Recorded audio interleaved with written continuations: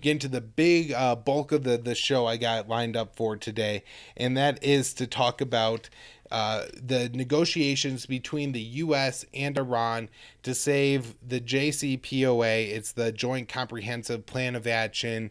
It's also called the Iran Nuclear Deal, the P5+1 agreement, because the signatories to the deal were the UN Security Council, U.S., UK, France, Russia, China, and then Germany, as representing the UN, was also a signatory, and then Iran. And so those 7 countries initially put together this agreement, all set up 2015 under the Obama administration. Obama faced a tough contest on this. He really, I think, had to do a lot of like political work to get the Democrats, not to go along with the Republicans in sabotaging this deal. However, it takes place, it repeals some of the, not all of the sanctions, but some of the sanctions against Iran. And Iran makes a whole bunch of alterations to their nuclear program. They switch off a bunch of centrifuges. They agree to only use a certain kind and quality of centrifuge.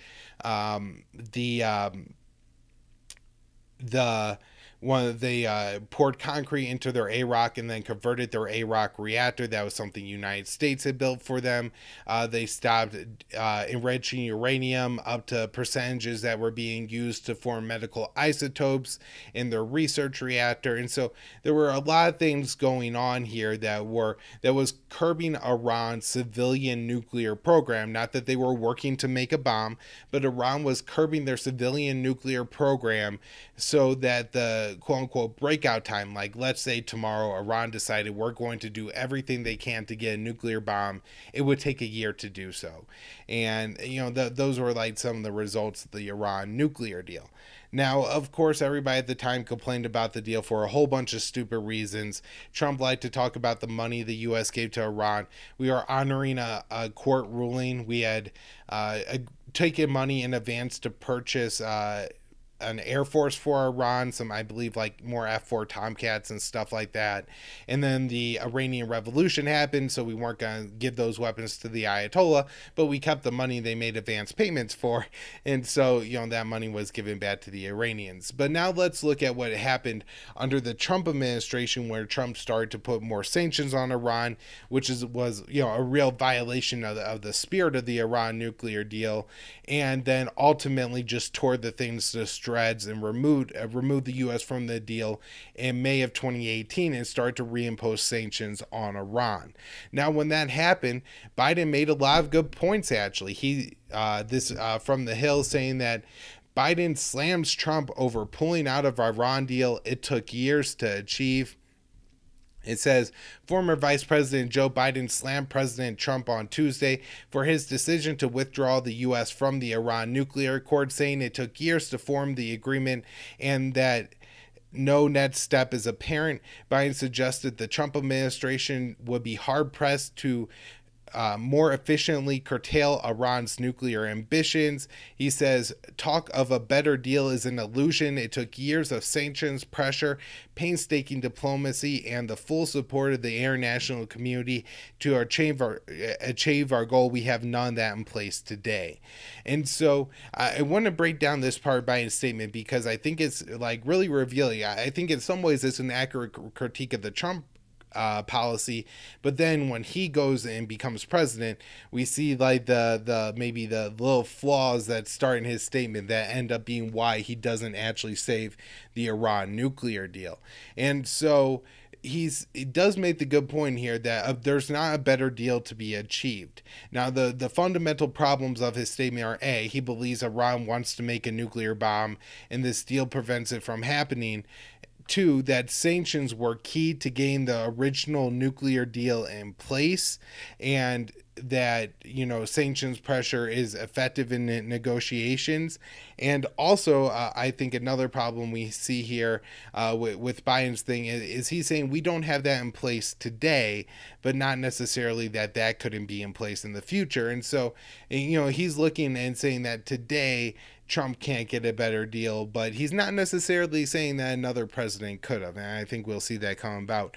But at the time, it was a huge mistake on the Trump part, while, the U.S. was in a position with Iran where, after 2015, we really could ramp down tensions that could allow the U.S. to withdraw from Iraq, get our troops out of Syria, really scale back in the Middle East, take the Iran boogeyman off the table. But instead, Trump withdraws from the deal and completely reverses everything. Another intuitive thing that Biden said is that it will likely put, I think, Iran back on a collision course with the U.S. Now, he says it would likely accomplish putting Iran the path to get a nuclear weapon, which it isn't necessarily the case, but he does kind of make both points there. Now, when we get to January 2020, candidate Biden writes an op-ed in CNN. Now, the date on this is important because the main thing he's talking about here isn't the Iran nuclear deal. It's about the Soleimani assassination, the U.S. tensions with Iran. However, he says in the second paragraph, but make no mistake, the seeds of this crisis were planted by Trump himself on May 8th, 2018, the day he tore up the Iran nuclear deal against the advice of his own top national security advisor, turned his back on our closest European allies, and decided it was more important to him to destroy progress made by the Obama-Biden administration than build on it to create a better and safer world. He says the deal the Iran deal verifiably cut off every one of Iran's pathways to a nuclear weapon. International inspections repeatedly confirmed Iran's compliance, as did our intelligence agencies. One of the greatest threats to stability in the region and global security, a nuclear-armed Iran, was greatly reduced. Now, again, he's wrong about the big giant threat of Iran getting a nuclear weapon, but he is right about it. If there was some fictitious world where Iran was trying to secretly get a nuclear weapon, this deal would have stopped it. And the global watchdog and our own intelligence agencies did repeatedly confirm that Iran was following that agreement. So the U.S. had no reason to get out of it. At the end of this article, he calls on Trump to rejoin the JCPOA.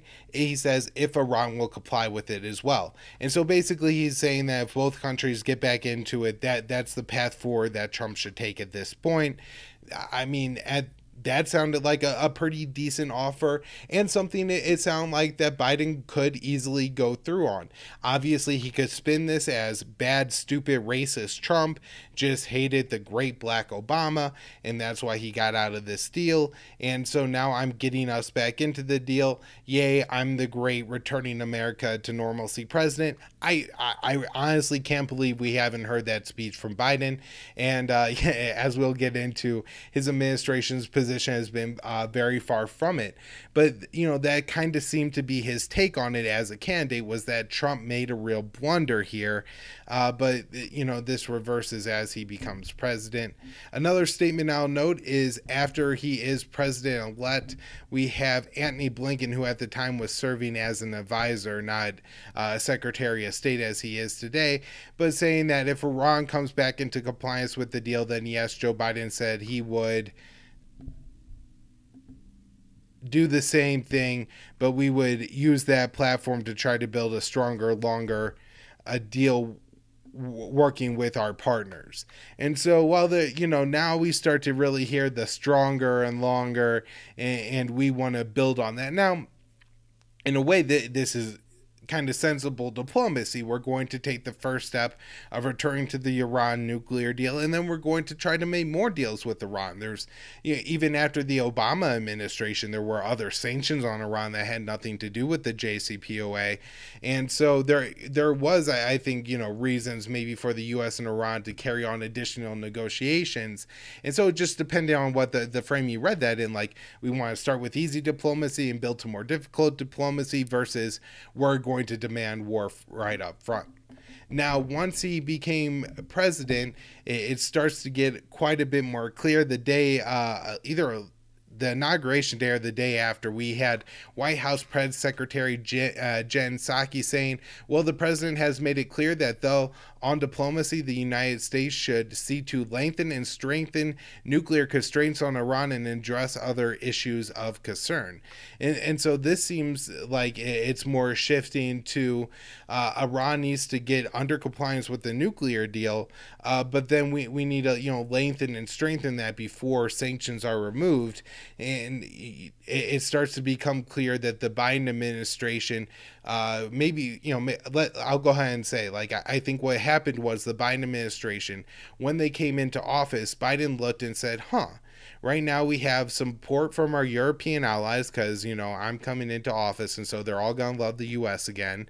There have been increasing sanctions on Iran for a long time. The country's in a terrible position with the coronavirus. And so we think we have a situation where we could take the sanctions and use those to put more pressure on Iran to elicit more concessions from the Iranian government rather than just returning to the deal. In the first week of the Biden administration, we had the U.S. flying B-52 bombers to the Middle East. It was for the third time in January. It was the first time under the Biden administration. And I'm sure Iran, they see this where you have diplomacy or military, and the U.S. is sending military B-52 bombers to the Middle East. That seems to be, I'm sure to the Iranians, suggesting that the U.S. is definitely more interested in the military than the diplomacy track. Also, early in the administration, we had some pretty crazy statements, including this one from Blinken, which may have been careless, but at the same time was very concerning, saying the U.S. Blinken warns Iran weeks away from getting a nuclear bomb. Now, I think kind of the point he was trying to make is that, if Iran took all the nuclear material it had and used all that nuclear, they knew exactly what they were doing, that they could take that in 2 weeks, they would have enough nuclear material to make a bomb. Now, that's nowhere near the same thing as saying that Iran is 2 weeks away from a nuclear bomb, but that's the way that Blinken phrased it. And so that was, seemed to be a very hawkish statement, and the kind of thing that undermines the Iran nuclear deal. The U.S. quickly made it clear that this is when, right after Secretary of State Antony Blinken, I think this is February 1st, said that Iran has to return to the agreement first, and the U.S. dismissed Iranian offers for a coordinated return to the deal. And so you do have a complicated situation here where over the course of the Trump administration, Iran, after the U.S. left the deal and reapplied sanctions, and European partners were unable to get around the U.S. sanctions. And so it wasn't as if it was just the U.S. that had left the deal. It was essentially Iran wasn't getting any of the economic benefit from the U.S. or any of our allies, France, Germany, the U.K., anyone else in Europe, because of all the sanctions that the U.S. had put on. And so Iran started to, move back from their commitments to the nuclear deal. There were other issues like Iran, the U.S. sanctioned Iran from exporting enriched uranium. And so it made it that Iran had to but ended up violating the cap on the amount of enriched uranium they were supposed to have, merely by continuing to produce, enriched uranium by running their nuclear reactors, right? But they also did things like upgrade their nuclear centrifuges, run more nuclear centrifuges. They were ticking up the amount of enrichment they were doing on the nuclear fuel to like 3.6, like 5% at this point. So there were several places where Iran was now, quote unquote, out of compliance with the deal as the U.S. had been in it. Now, as a part of the official JCPOA written letter of the agreement, it did say there, it laid out very specifically that if any of the parties left the agreement, then Iran could take steps away from the agreement as well. And so, now there's a position where maybe Iran shuts off 100 nuclear centrifuges, and in exchange, the U.S. lifts sanctions on the oil, on Iran's oil sector. Like this kind of thing, I think could happen very quickly, and maybe there would need to be some kind of talks for this to happen. And maybe this would have been a more practical step forward than the U.S. just returning to the deal right away. But at the same time, the U.S. said immediately they're in no way interested in doing this. And so, again, this is prime time for Biden to just say we're undoing the mistakes of the Trump administration. We're doing everything we can to get back into the deal. We're talking with the Iranians. We're easing a few sanctions just in good faith. We're sending them some masks. They're having a hard time with the COVID. But no, they keep up the sanctions at this point, and they essentially refuse to negotiate and says Iran must return to the deal first, even though it was the U.S. that broke the deal first. Then, problematic, Biden made a statement that ends up being walked back by the Biden administration, but this is just crazy. Biden said that the U.S. wouldn't lift sanctions on Iran until Iran halted uranium enrichment, which is something that even the Iran nuclear deal that Obama negotiated, Biden approved of, and said the U.S. should return to allows. And so it either showed Biden was really out of the loop on the JCPOA, maybe being misled, maybe this is kind of the old man Biden having a brain fart kind of situation. But either way, this sends signals to Iran that the U.S. is looking at more hostile positions. At this time, the U.S. also sold a seized shipment of Iranian fuel. So under the Trump administration, we oppose all these new sanctions. Then we claim Iran is violating the sanctions. And then we start sealing some Iranian cargo ships and taking the fuel on them. Now, the Biden administration could come in, say this is inappropriate international behavior. My predecessor didn't follow the international rules-based order, and easily just, send this ship back on its way. Say, you don't even have to say sorry for the inconvenience. Don't even have to repay them for their time or anything. You just don't go ahead and sell the oil and keep the money, or even sell the oil and get the money back out. There's other ways around this too. But instead, the Biden administration moves ahead, ends up selling this oil. And of course, if you're the Iranians and you see this, I'm sure you're like, does this side, is it a good faith negotiator in any sense at all? The U.S. also said in February that it would enter into talks with Iran, but that regional issues must also be on the table. So we'll have talks with Iran to get back into the nuclear deal, but we also want to talk to Iran about their support for Hezbollah and Assad and the Shia militants in Iraq and the Houthis in Yemen and all these other things the U.S. accuses the Iranians of doing. Some of it's true, some of it not. Some of it they exaggerate, some of it's just a little bit more tame than they say. But this wasn't originally a part of the nuclear deal that the United States left. And maybe this is a good point to stop and say that this really wrecked the Iranian economy, not just because the U.S. moved back with these high dollar, or with these massive, the U.S. called it maximum pressure campaign, sanctions on Iran, but also because, the Iranian economy just a couple of years earlier starts to open up to the West. I'm sure, people are starting to invest capital, making all of these time and business commitments into being able to either import things from European companies or, produce things in Iran that you could then sell to European companies. You're setting up distribution networks. All these things cost a lot of money. They're really complicated to do. It's a shift in the Iranian economy to be open back up to the world. And so for the U.S. to, go into the agreement and then a couple of years later back right out of it, I think really added some extra downforce on the Iranian economy.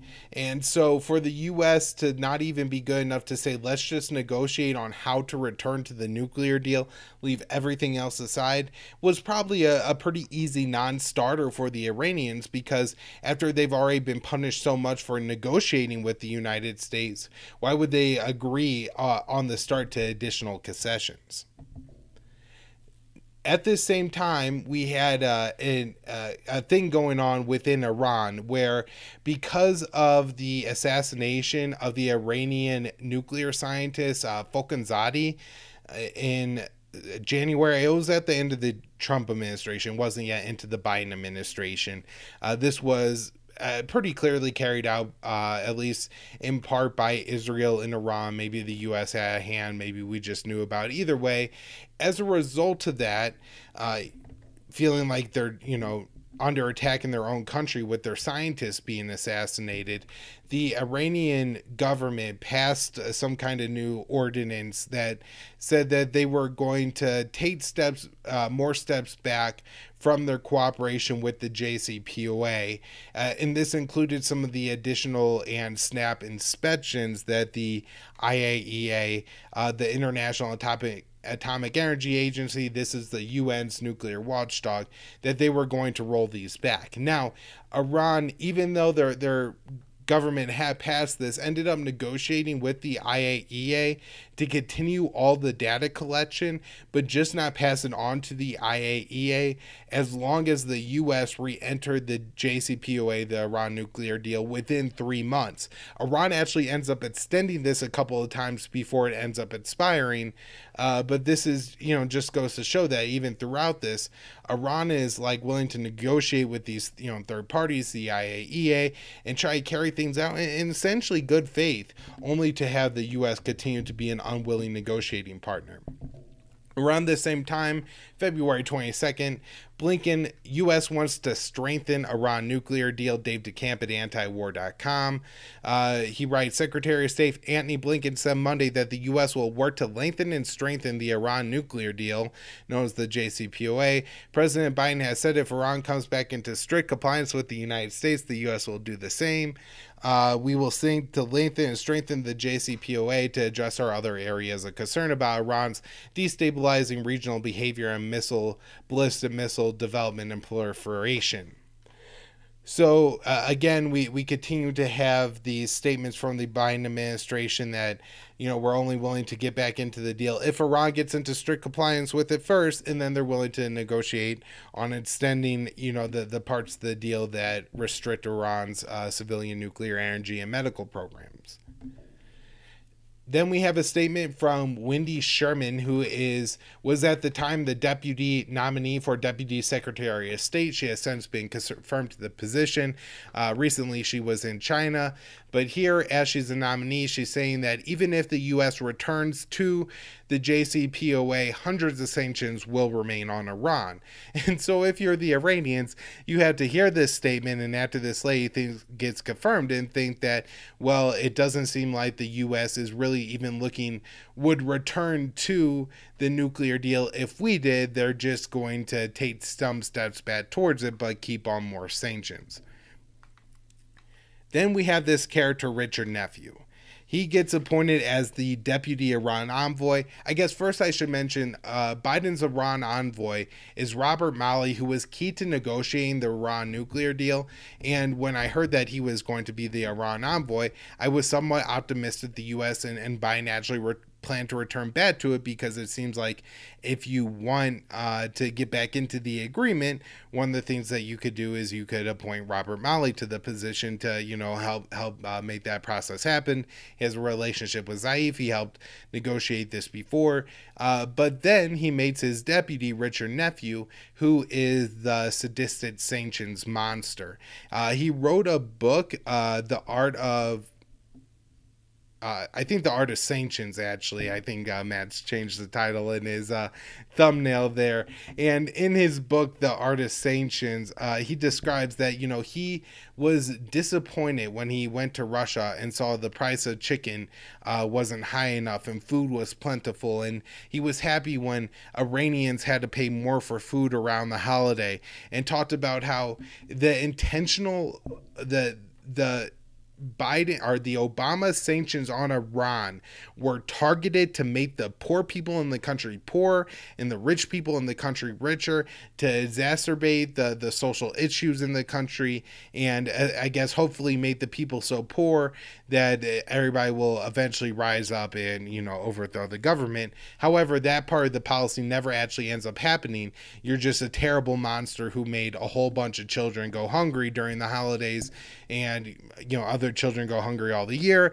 Now with the U.S. sanctions on Iran that the Biden administration has continued, there's probably people in the country who are more susceptible succumbing to COVID-19, a country that's had a terrible outbreak of that virus because they're less able to affect it because of the economic devastation because of the sanctions, but also because the U.S. labels some medical items dual use, and because they're dual use, they're sanctioned and not allowed to enter that country. And so appointing Richard Nephew was a big red flag that the Biden administration's path wasn't going to be towards re-entering the JCPOA and just trying to return to the deal that Obama negotiated, but rather the goal of the Biden administration was going to be to exact additional concessions out of the Iranian government in exchange for the U.S. returning to a deal that it broke. March 8th, 2021, we have Biden extending a 1995 emergency executive order that sanctions Iran. It is Executive Order 12957 that has been renewed periodically. It was set to expire a week after Biden ends up renewing it, so he renewed it. I'm not sure exactly how long he renews it for, but it sanctions Iran's oil sector and labels Iran a national security threat to the United States. Now, this is clearly an executive abuse of power.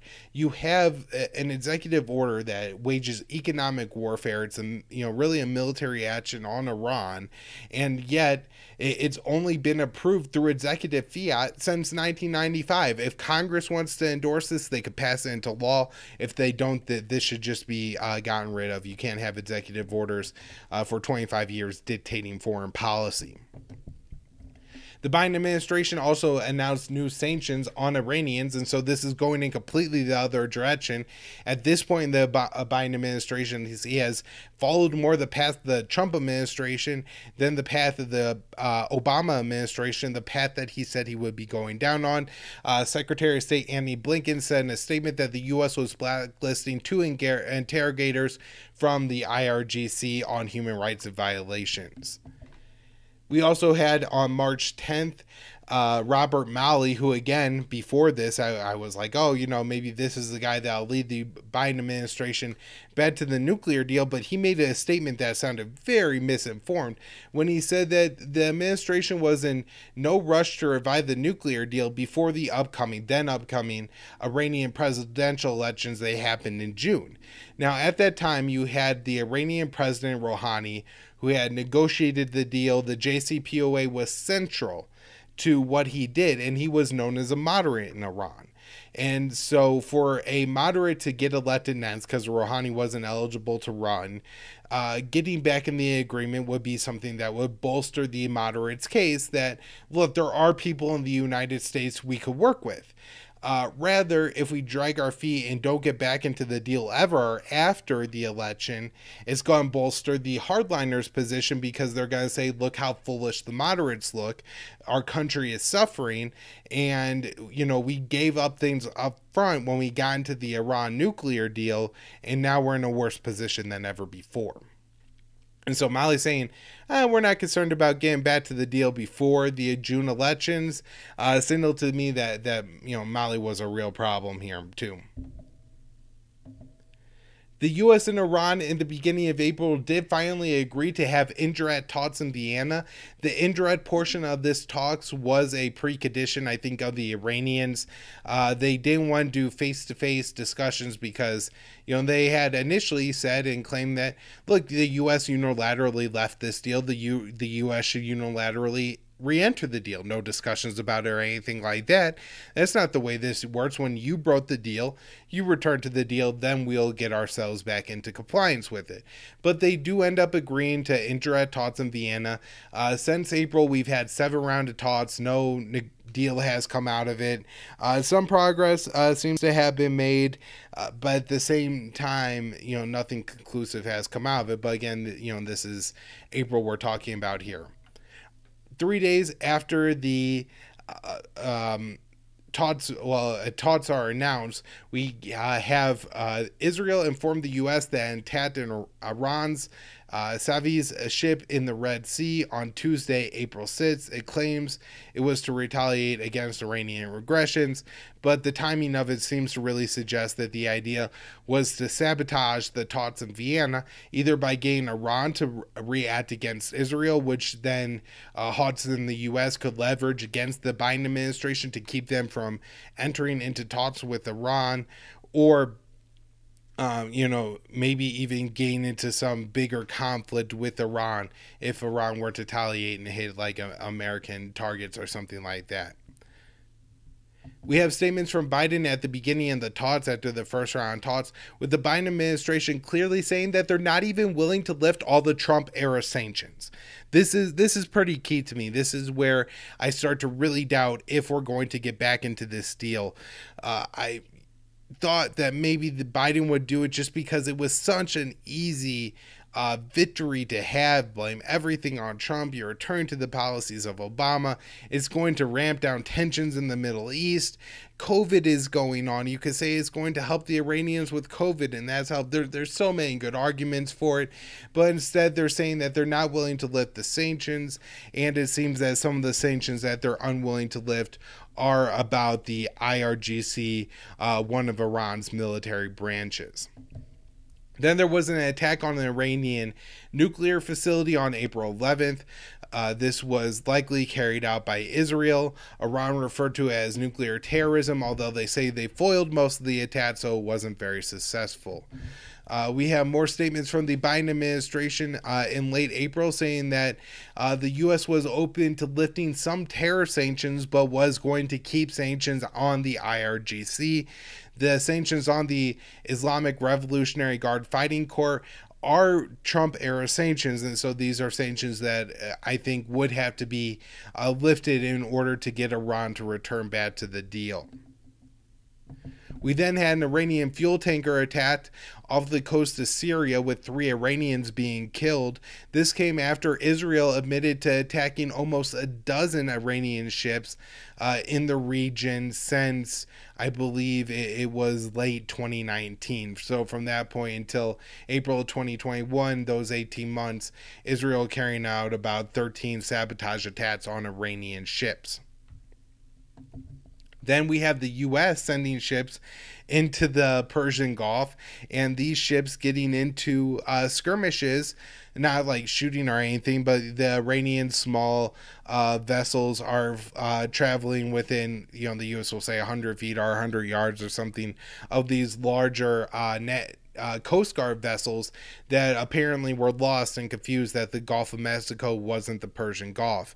And so, all these actions by the Biden administration are saying that we have a hostile policy against the Iranians, and at the same time are pretending that, it's the Iranians' fault that that the negotiations in Vienna aren't going better, that the deal isn't getting done yet.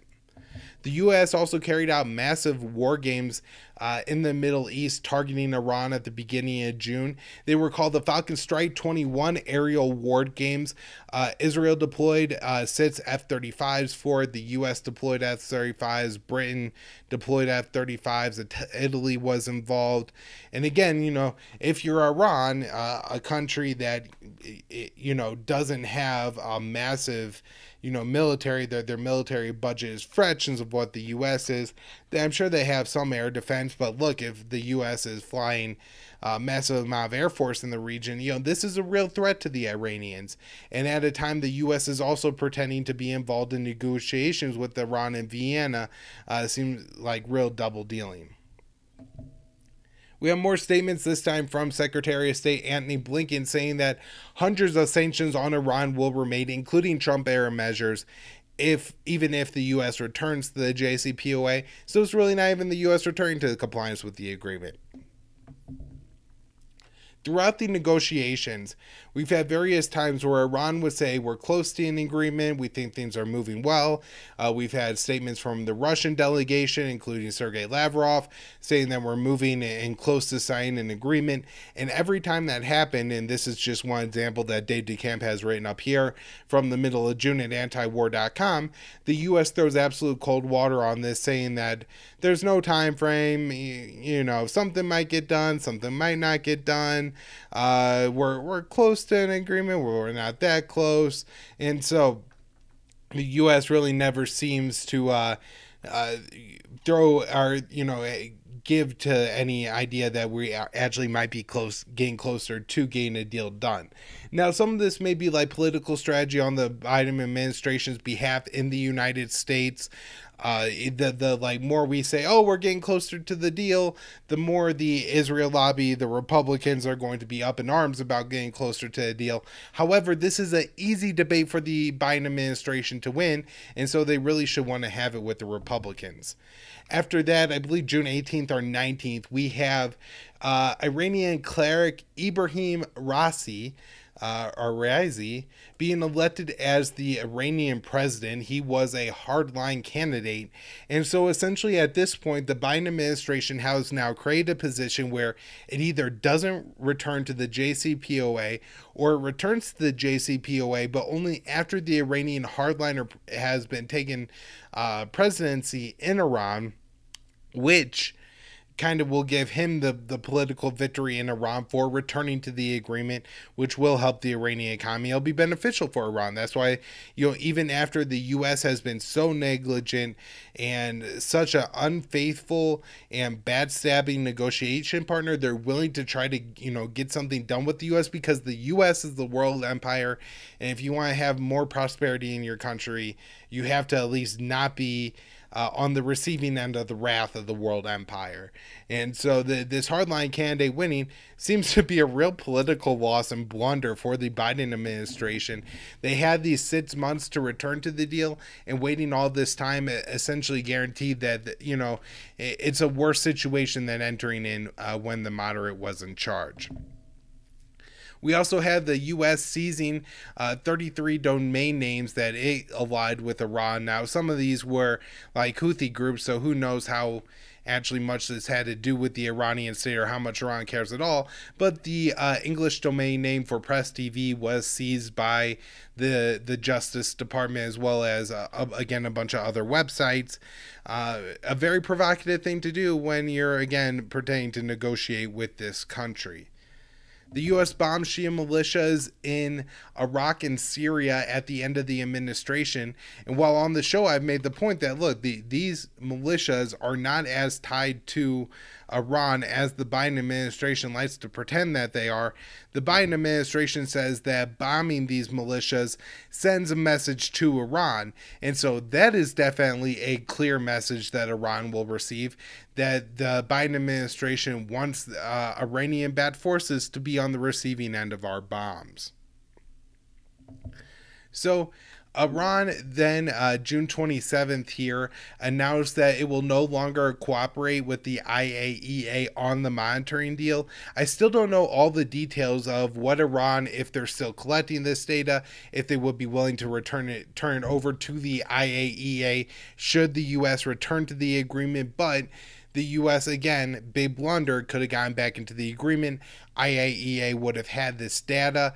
That data would have allowed them to ensure that Iran complied with the nuclear deal, or, was doing what they were doing out of compliance with the nuclear deal. Said that, they were doing, like, publicly announced, hey, we're enriching uranium up to 20%. The IAEA could essentially, I guess, verify that with this data. But now that can't happen, or maybe couldn't happen, again, because the U.S. drug its feet for so long. And I believe Iran extended this for 1 month, if not 2. So we're well past the February date when they said they would stop engaging in these additional expansions that are a part of the JCPOA, which again, Iran is no longer benefiting from because the U.S. left it. Throughout the talks, there has been maybe like a side issue being discussed in Vienna, at least according to the Iranians, and that would be for a prisoner swap where the U.S., where any American prisoners in Iran would be released. In exchange, the U.S. will release all Iranian prisoners in the U.S. that were there because of sanctions violations, I think is what Iran was going for. Again, look, the big issue is the nuclear deal. This is a smaller issue. It wouldn't be a giant deal if the Biden administration did it. However, it would be the kind of thing that that you could build on diplomacy. You can make this happen, the nuclear deal happen, maybe if you start with smaller things like prisoner swaps. But the Biden administration doesn't even really respond to this. And in fact, we now learn on July 19th that the Biden administration, according to the Wall Street Journal, is thinking of new sanctions against Iran's oil sector to target their shipping to China. And so this would just, again, be further steps down the Trump administration's path. And statements out this week from the Biden administration really sound like they've almost completely given up on negotiations. The U.S. has warned that Iran's incoming government that there will not be a better deal than what's currently on the table. And apparently what is currently on the table has some poison pills in it, including calls for Iran to engage in further negotiations with the U.S. and the Biden administration is refusing to commit from leaving the agreement again, which is another issue for the Iranians. And so then we also have the Secretary of State saying that the Iran negotiating process cannot go on indefinitely. I'm not exactly sure why. It's not like the U.S. needs to start a war with Iran tomorrow, or Iran is like getting any kind of benefit with the status quo. They need the sanctions relief. It's not like more sanctions would be applied to Iran, or should be applied to Iran, I guess, if they don't go along with this negotiation. Maybe that's what the U.S. is thinking, though, that if Iran doesn't go along, they're going to turn up the pressure even more to try to give a better deal.